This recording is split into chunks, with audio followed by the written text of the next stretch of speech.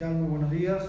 Comenzamos la conferencia de prensa con Óscar Tavares tras la victoria de Uruguay a Chile por 2-1 en el partido realizado en el día de ayer, el debut de las eliminatorias rumbo a Qatar. Los periodistas han enviado sus preguntas una vez que terminaba el partido y en la mañana de hoy también, que a continuación se las vamos a leer a Óscar Tavares. Primera pregunta es de Martín Olivera de Radio 1130 AM. Maestro, felicitaciones por la victoria. ¿Qué fue lo que le dejó más conforme del triunfo de ayer? Bueno, lo que me dejó más conforme, pensaba decírselo antes a los futbolistas, pero después de esta comunicación, vamos a vernos recién, es que el equipo no se cayó.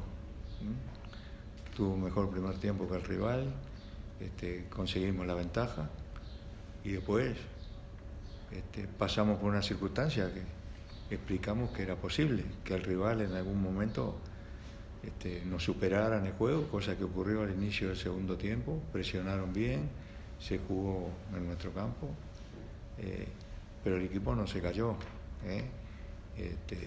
Seguimos después en un partido que lo fuimos emparejando y como equipo locatario que no quiere quedarse con el empate solamente, lo fuimos a buscar. Más allá de los procedimientos, el equipo no se cayó. Y eso ha sido un rasgo distintivo durante mucho tiempo acá en la selección y queremos no perderlo. Teníamos muchas dudas en el sentido de que no me tengo que poner a explicar ahora lo que significa la incertidumbre que crea todo este problema de esta enfermedad que hay acá en el mundo y principalmente en Sudamérica. Cristian Panzardo de Radio Carve. Maestro, ¿cuáles son las principales razones tácticas o estratégicas a las que usted atribuye el cambio que se dio en el juego del primer tiempo al segundo tiempo, tomando en cuenta el dominio uruguayo en la primera parte y una segunda parte en la que costó más llegar al área rival con claridad? Gracias. Que Chile vino a tratar de presionar más, fue mucho más agresivo, presentó mayor intensidad y bueno, no lo hizo tanto en el primer tiempo y nos sorprendió, no encontramos la salida. Eso puede pasar en el fútbol, y un partido de fútbol no se agota en la técnica, en la táctica, sino muchísimas cosas, las sensaciones de los momentos de dificultad, y a veces no se encuentran soluciones, o mejor dicho, las va encontrando el rival más que nosotros, y se pueden dar estas cosas. Es la visión que yo tengo del fútbol. No todo se explica por movimientos y por determinadas cosas. Eso es parte de la cosa, obviamente, pero no, Chile jugó mejor, además tiene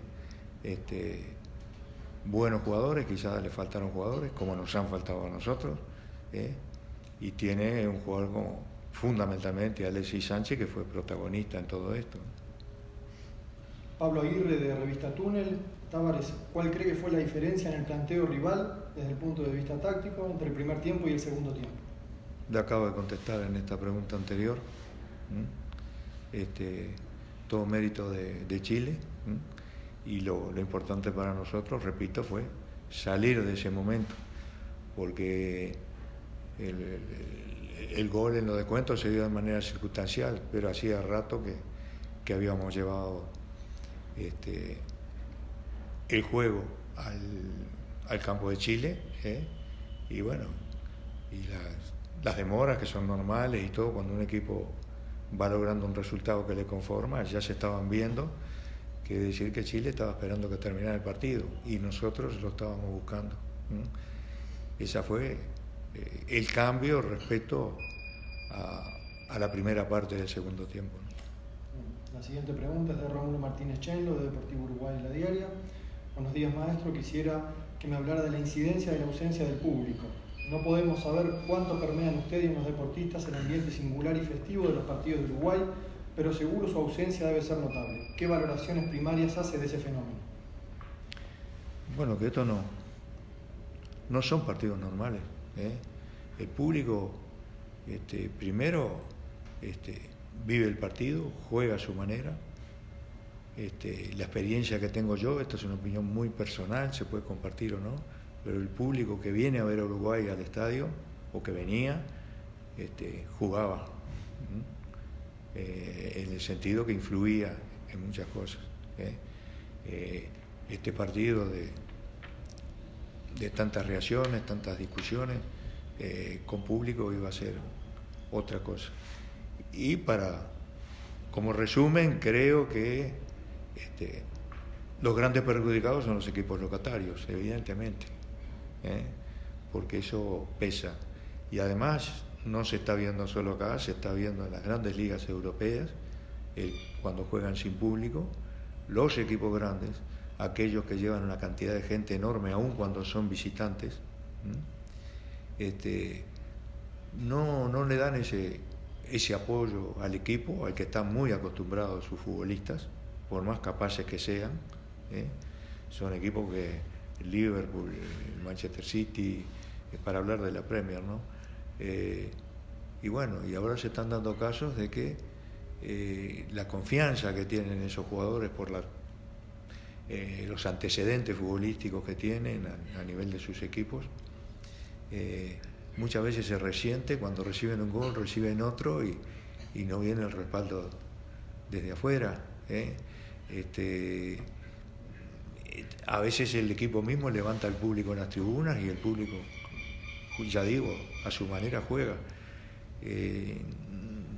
No considero que sea normal, no veo la hora de que las cosas sean normales, ¿no? En la historia del fútbol el público tiene que ver, por eso los mundiales, por ejemplo, son el mayor acontecimiento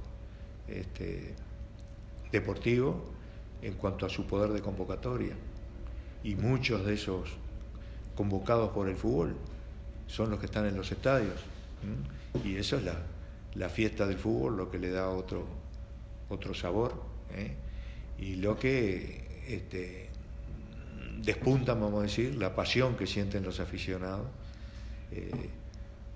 por estos torneos. Antes yo decía que las eliminatorias además son muy difíciles porque los futbolistas llevan sobre sus espaldas los sueños, los deseos, las aspiraciones de sus pueblos, de sus aficionados. Entonces esa simbiosis se ha roto por esta pandemia, evidentemente. Se reinicia el fútbol, está bien que estemos de nuevo compitiendo, es algo que había que hacer, pero hasta que no estén normalmente las cosas, no van a ser partidos que a mí en lo particular me llenen totalmente. Gonzalo Ronchi, de Sport 890. Maestro, ¿qué opinión le merecen las duras expresiones de jugadores y referentes chilenos ayer, inmediatamente después de que terminó el partido, sobre el arbitraje de Aquino? No lo saben, el que me hace la pregunta de los periodistas acá, que yo no hablo de esos temas, no puedo hablar sobre expresiones y sentimientos o posturas de otras personas. Nosotros tratamos de no hacer eso, y cuando a veces algunas decisiones, como pasó por ejemplo en la Copa América, en el partido contra Perú, que nos ganó y en una definición por penales nos sacó de la posibilidad de llegar a la final, nunca opinamos. Y también hubo decisiones del VAR que siempre fueron en contra de las posibilidades de Uruguay, y más allá de que sean justas o injustas, son siempre opinables, sobre todo cuando son muy, muy chicas. Así que no es nada nuevo y tenemos la postura de no hablar.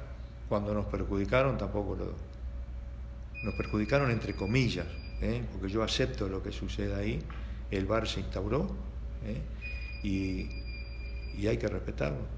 Obviamente el deseo es mejorarlo permanentemente para que no haya problemas en los partidos, pero no hay que, me parece a mí, que no se debería encontrar cualquier ocasión en que uno se siente perjudicado para ya hacer prácticamente una revolución y bueno, me parece que nosotros no lo hacemos. Sabemos que en una eliminatoria se puede ganar, se puede perder. El objetivo nuestro sobre todo con esta incertidumbre, era no caernos, y lo logramos, pese a que en algún momento fuimos superados por el rival. Pero en lo demás, aceptar lo que venga, porque la única manera de decir que realmente somos lo que creemos es en cada partido que disputemos, y el resto de la eliminatoria va a decir quiénes son los que van a acceder a la clasificación, quiénes no, y después de esta eliminatoria vendrá otra y otra. Entonces no nos podemos quedar en los problemas. Esa es nuestra opinión y que es la base de nuestra manera de proceder. Por eso, respecto a declaraciones que vengan de otro lado, para nada opino. En ese sentido, usted ya respondió la pregunta de Rodrigo Ried, de Radio Bio Bio de Chile, así que pasamos a la siguiente. Santiago Carbone, de Agencia F. Tavares, ¿cómo se encuentra la condición sanitaria del equipo con vistas al partido con Ecuador? ¿Cree que puede repetir el 11 inicial? La segunda pregunta no tiene respuesta.